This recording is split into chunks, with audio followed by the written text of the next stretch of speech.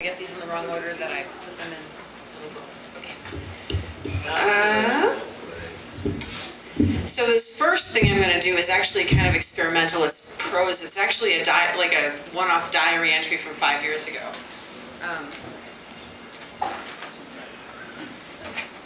I was initially going to call it like, you know, crazy person head, or or meta of doom or something, but I decided that there was actually some worth to it, so I gave it a proper title, which is kind of long.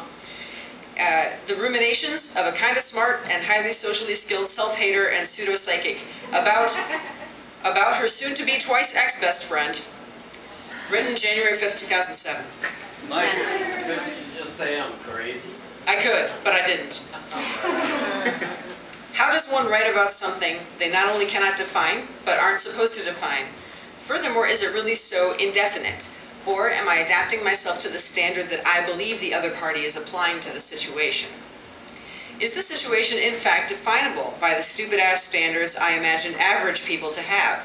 Is the infinity or eternity it supposedly has just a product of generally feeling unlike those in the theoretical status quo? After all, she bases a vast amount of her self-perception and her perception of others on the presumption that she is alien and that the rules don't apply. Has the rediscovered presence of this, of her, in my life, revived my similar but less extreme feelings on the matter, or am I mimicking her, trying to sync with her in a way that makes no sense? Perhaps I should just decide that I am in love with her. But no, that not only carries an awful history with us, it's also ultimately inaccurate.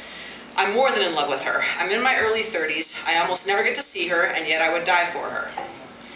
Is there a way to fully accept and embrace such a powerful yet unboxable set of emotions, to do so in such a way that I can feel at peace about it? If this is possible, can I then let it go, and thereby transform my part of the friendship into something more reasonable and less draining? Do I need to define the emotions at hand in order to process them? And am I still denying more emotions that must be faced?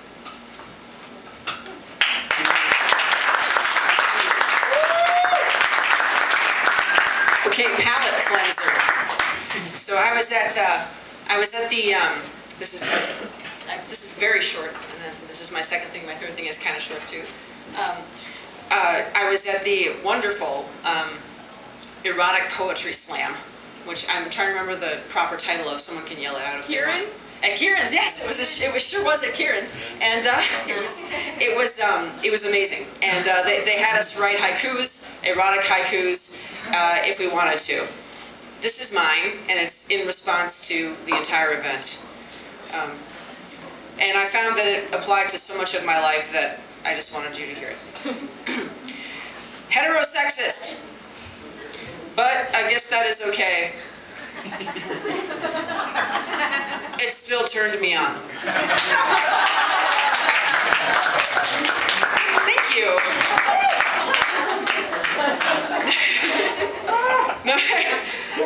I wrote 3 haiku about consent for children, without talking about consent, because we're, you know, when we're dealing with consent and boundaries and stuff like that, we want to plant seeds, but not, you know, add a bunch of negative junk when we're talking to children. And I performed this with the Pussy Posse. Oh my goodness, I have a very, very, very small wardrobe change.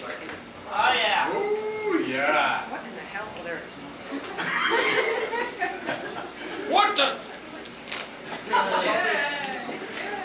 That's my easy way to get noises. We were wearing black and red as sort of like an Evensler vagina V-Day thing. Evensler, what? Say vagina again. What?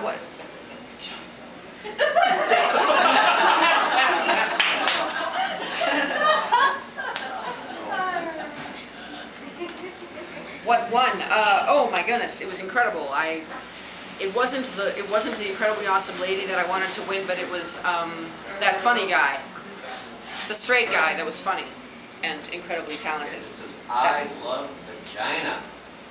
All right. Is that a shame? Thank you, sir, for that non sequitur. Okay. Yeah. So these are consent poems for children of all ages to help teach consent and boundaries and things. There are 3 of them. We all want courage. There are times the bravest thing is to open up. Did I mention their haiku? Yes. Your friend needs to know when they hurt or sadden you. Tell your friend the truth. And the last one is a nice closer. Thank you, guys. Look inside your heart. Does it shine the way you like? That means you are safe.